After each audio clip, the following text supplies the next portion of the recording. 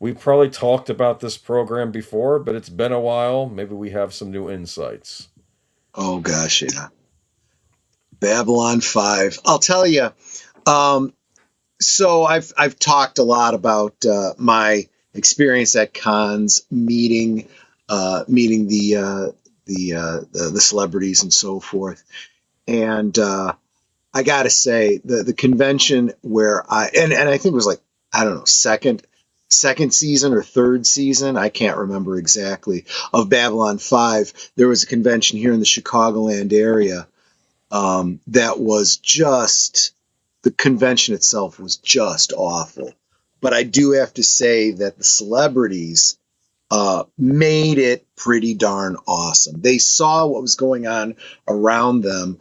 They were treated really crummy by the convention. They knew that their fans that had come to see them were struggling, and they were like, "We're going to make this the best show for them that we could." And that's where I met most of the people in that picture right there. You're blocking Dr. Um, Franklin. yes, I am, and I feel bad about that. Let me go Okay. ahead. Well, I don't want to be. I don't want to be there. I Well, don't want to block that. no, So you I'll can just kind of move do back in a that. minute. I just don't want people accusing us. No, no, no. That's Say, exactly you're right. blocking him off because he's okay. Yes, no, he's yes. So Anyway, with maybe two, three exceptions there, we met all of them at this particular convention. Um, I was think the he only, huh? was Kosh Go ahead. there? No, Kosh was not there. Okay, I'm forgetting the psionic, the blonde psionic gal. She Lita wasn't there, Lita Alexander. and and neither was Garibaldi, which hurts me the most now in retrospect, because I never did get to meet him, and that would have been just aces. He was the But Italian representation on the show. right, that's exactly right. And as we would later find out, the conservative representation in the cast, but that's a whole other thing. Although he was there, we had met Andreas Katsulas uh, uh, a couple of years earlier at a Star Trek con, because his first convention of any kind was at a convention in the Chicago area where he was there representing the Romulan Empire, and we worked security with And him. Tomalak on TNG, right? Yes. It- yes, exactly right. And I'll tell you, so they were all sitting in a line. Um, signing autographs, and you could literally just go down the line and get each one of their autographs. And what we did, what I actually thought that this was pretty cool for a smaller convention. I don't think this would work at some of the bigger cons like MegaCon or whatever, but at this small con, you could buy all the pictures of the people you wanted to get a picture, get an autograph of, and then walk the line and uh, say, can you sign this for me or whatever. Well, it was really funny because Netter was carrying the camera so she could take a picture of me with each of the people signing autographs, but she was also carrying the pictures, and we got to, I can't remember. I think it was Bill Mooney who was there that we had just talked to, and then right after him was Peter Jurasik, Londo, and Yes. then after him was Mira Furlan, who played what was her name? Ambassador Delenn? Delenn. Delenn, Yes. yeah. And we get to Peter Jurasik. And I saw somebody knew this story was coming because I've told it before. I get to Peter Jurasik, and I looked, kind of left, look right, and I'm like, just like I had with Bill Mummy. But Bill Mummy was getting this a lot. Man, I was such a fan of you on Lost in Space, and some people were even having him sign Lost in Space pictures and stuff like that. So he was getting that a lot, but almost nobody was saying things like that to Peter Jurasik. And I got to him, and I'm like, look, I said, I'm going to tell you, I love what you do. You really make Babylon 5 for me and many of the fans. I said, but I got to be honest with you. I was a fan of you long before you ever did this, because Hill Street Blues. And he just lit up. He's like, oh, man, that's so great to hear. And, And Mhm. people love to hear that you're more than just a fan of that one character I'm here to promote. And we just got to talking a little bit, and he's like, "Hey, you gonna get a picture with me?" And I'm like, "Well, they said we really couldn't, so she was just gonna." And he's like, "Who said? Said what? I do what I want." And he gets up and he pushes the table apart, and both Bill Mumy and Mira Furlan look like, what's going on? And then they start laughing because they're like, okay, we know what's going on. He's like, come on over here, kind of almost in Londo voice, right? And puts his arm around me, gets a picture with him. I thought that was so great. I said, well, let me help you put the table back before someone gets in trouble. He's like, well, it's not going to be me getting in trouble. We then move over to Mira Furlan, and Netter's got, she got Ivanova's picture, and I don't remember who else, and Mira Furlan. But Mira Furlan, it was a picture from first season where she had the full-on head thing. And Yes. Netter's like, well, you tell it, because you... Yeah. So I've got like 3 pictures of women, and I'm looking at her, I'm looking at the pictures, and I'm like, I'm sorry, can you pick out which one is you? I don't recognize you with hair. Oh. And Peter Jurasik heard it, and he starts laughing. He goes, "That's a good one." And she's like, "That's fair." And she points to her picture. It was a great time. These guys were all great. Now, I've already told my story about just this past couple months ago where we spent like a friggin' half hour talking with Bruce Boxleitner. Didn't get that much chance to talk to him at this previous one, but he's a lot of fun too. A little bit more bass. Honey, than you underestimated. We didn't talk to Bruce Boxleitner for a half hour. We talked to Bruce Boxleitner for almost 50 minutes. Yeah, so that's like a half hour, just a little bit more than half hour. No, it was really, really good stuff. There's But Bruce. and I'm totally burying the lead here too. This was a show that, look, this was not based on anything previously. This was J. Michael Straczynski created this show. Now, people in the chat are going to argue this with me. I've heard it both ways. I don't know what the truth is anymore. But from what I've heard, J. Michael Straczynski had pitched this idea of a neutral zone space station between warring factions. He pitched this to Paramount, CBS, whoever it was at the time, for a series set in the next gen. And they passed on it. And he's like, well, okay, screw it. I think this is a really good idea. I can make this work, and I'll do it without using any other, IPs. I'll just make it my own. Well, sure enough, he goes into producing this, and then suddenly Paramount announces Deep Space Nine. Yeah. And I'm sorry, the parallels are so ridiculously similar. You could totally see where this would have been Bajoran, Cardassian, Sure. Klingon, all of them. And I'm like, wow, man, that's just pretty low stuff. And when you get right down to it, Deep Space Nine didn't start out very strong. It got real good, but it took a long time to ramp up. Had a Kind of great like pilot. all of It did have a great pilot, though. let's be honest, it had a great pilot, but again, that was focusing on a great captain character with Cisco. I mean, the emotion there, for crying out loud, losing his wife, becoming a single father in the military, and that whole bit about trying to explain how humans experience time in a linear fashion to these temporal creatures that see all of time at once. And Prophets, they keep showing up in different images of memories, and one of them being his wife saying, but if you're linear, why do you keep coming back to this point? You never leave this. And they're talking about his wife's death. It's not linear. And he starts to cry and he goes, you're right, it's not linear.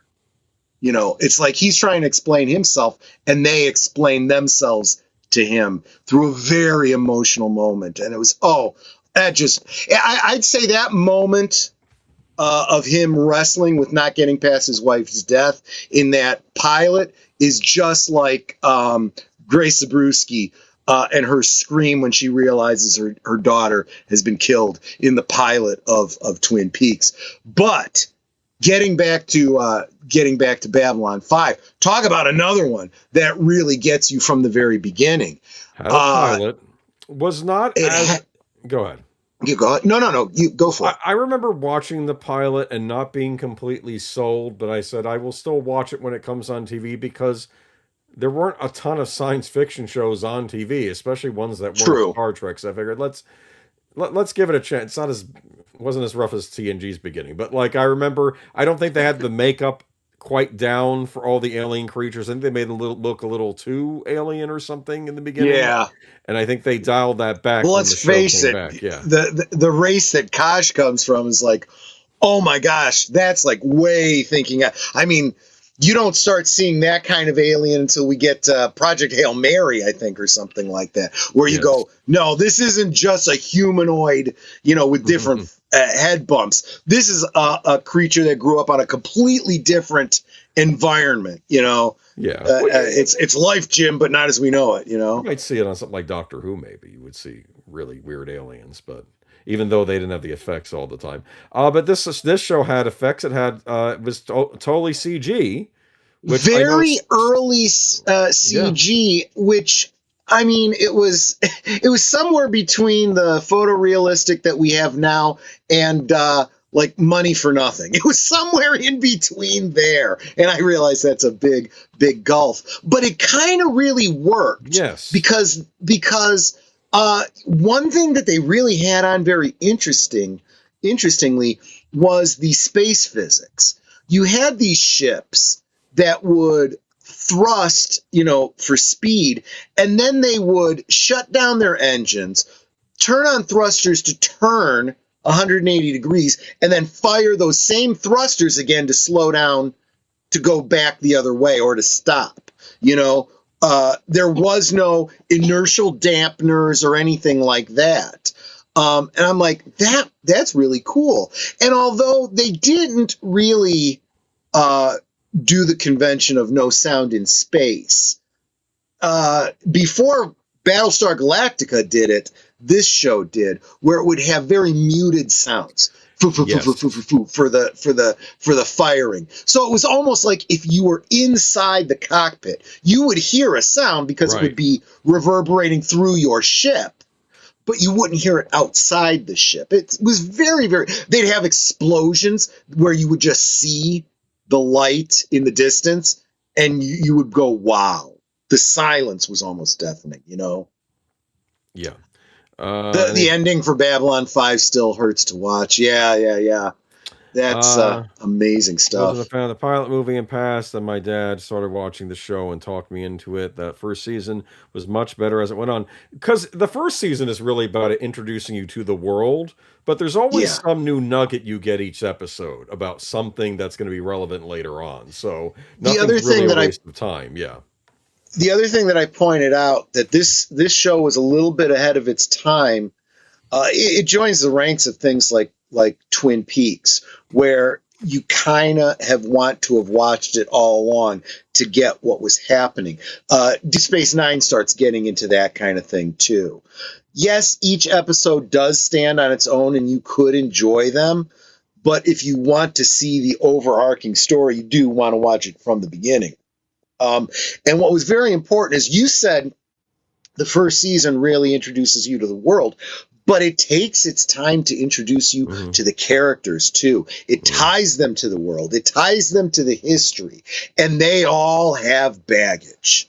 There's been wars. They fought against each other. There is prejudices. There is animosities. Earth had two major wars with alien races before the show begins. Exactly right. And you're dealing with the fallout of that. And as you're going, you're filling in that history. But one other thing that J. Michael Straczynski does that so few writers did, we got it a little bit from the people that did Fringe. But I think Fringe was a little bit more haphazard, grab things. J. Michael Straczynski had a map for 5 years. He knew where it started and where it ended. Now that his plans get detoured a lot as one of his main actors had to leave the show rather early on. So he had to work around that using a substitute, a bunch of other things, a cancellation after, I think it was season 3, where he felt he had to wrap everything up, and then he had to re-ramp it again when they got to season 4 and 5. So it was kind of a nightmare for him. But he planted seeds of story very early on that have wonderful payoffs in the later season. Oh, yeah. I mean, so second season, you get an influx of new characters. It's almost like we don't want to hit you with everyone at once. Get to know these characters, and then season 2 will add attachés and assistants for you to get to know. And one of those being Londo's assistant, Veer. Yes. Played by, what's his name? Firth. The one who played Flounder in Animal House. No, I'm drawing a blank on his name. We did an in remembrance for him too. Stephen Firth. Stephen, was it Stephen? Okay, Stephen Firth. We've had a lot of in remembrance. A lot of people from the show. Very few. Delenn here is no longer with us. She was on Lost, though. She got a second acting gig. That's right. She did. Yeah. She. Oh, yeah. She really. She was on. Yeah. In fact, her scenes just, I forget anyone else is on the show, but that's beside the point. The interesting thing about Babylon 5, Mark Malkin was mentioning how Jakar was a Klingon. I think what the show introduces is that all the races have warrior castes.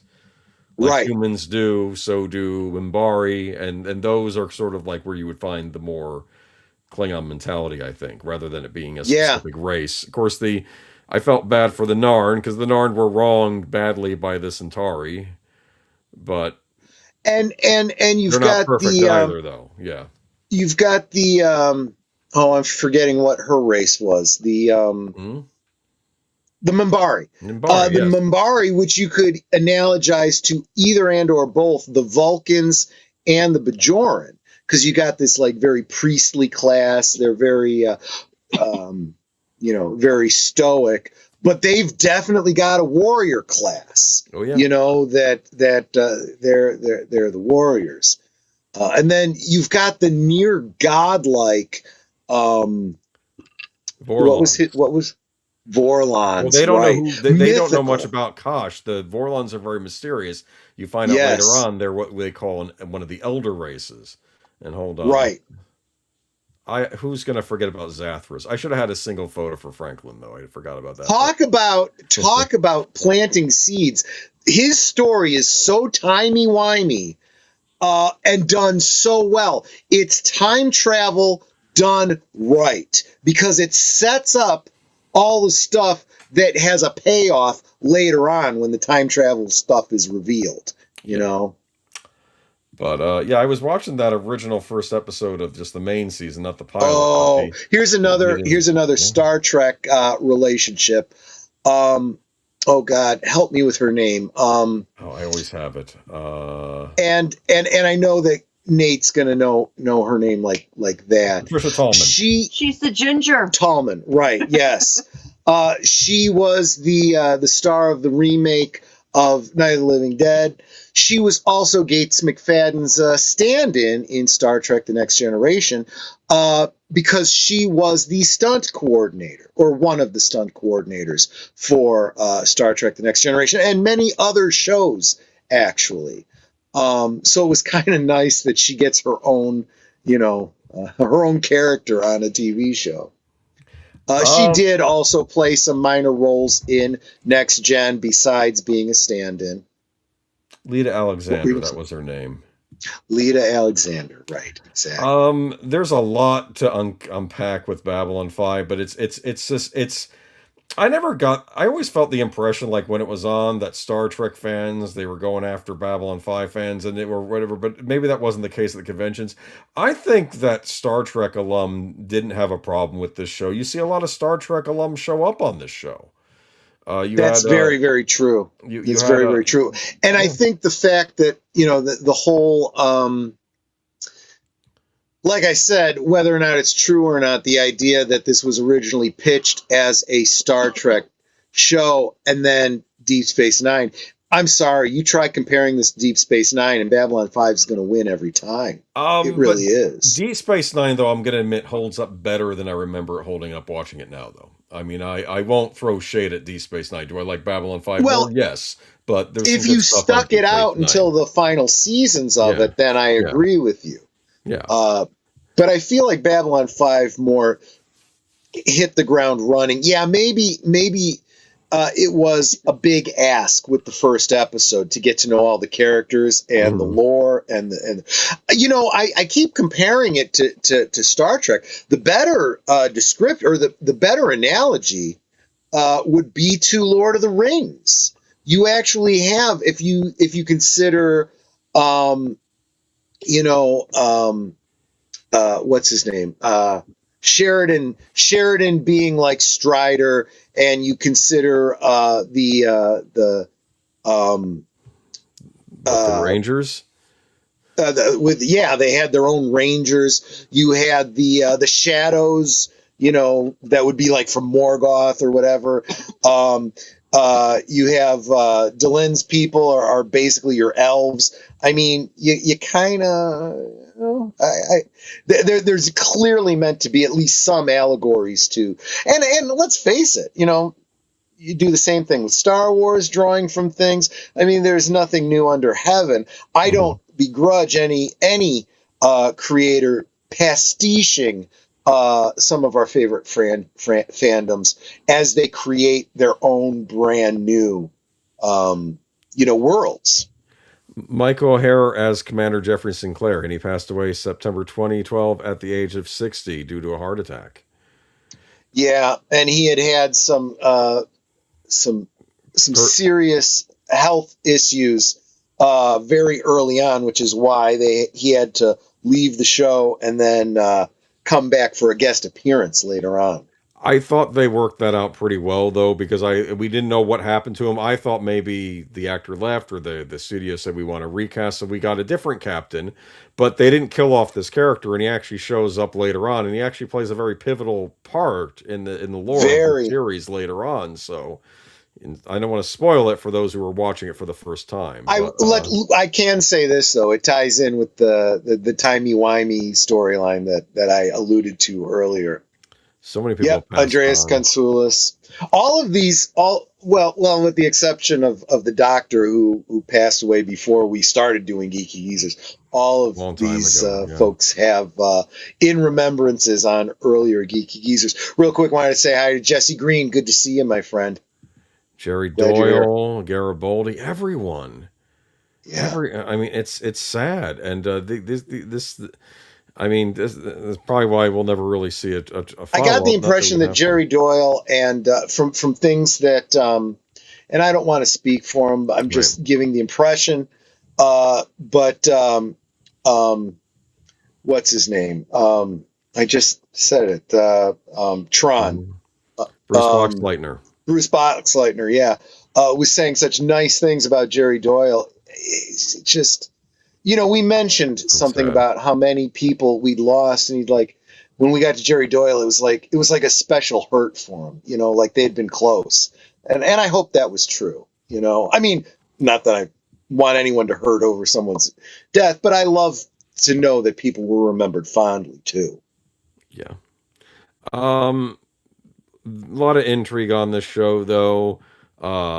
There's bad stuff going on with the Earth government when a certain president takes over during the course of the show. It's kind of weird. And we've talked about this too, because Straczynski will tell you, this was absolutely meant to be a commentary on this, that, or the other political thing that was contemporary at the time.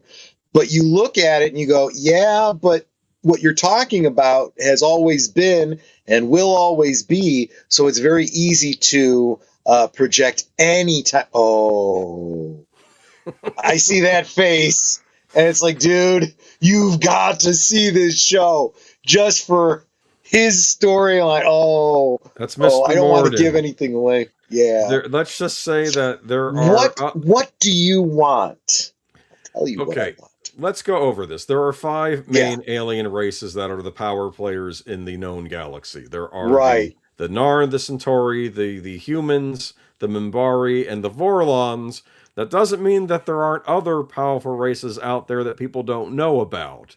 And maybe this guy is their ambassador, okay? Right. I'm probably spoiling too much as it is. There's also the League of Non-Aligned Worlds. We don't give them enough credit. That was interesting. They were other alien races that basically formed a loose alliance with each other because just for protection. Which I always felt like was something missing from Star Trek. I really did feel like if you weren't part of the Federation and you weren't part of the Klingon Empire, you were your own thing. And why weren't the Romulans siding with the Gorn and the Tholians or whatever? I mean, why weren't there more of those kinds of alliances? If I was doing Star Trek and like setting it after the Next Generation time period, basing on the present, I would have almost an alternative federation that might be inspired by the European Union, with many of these like smaller group races banding together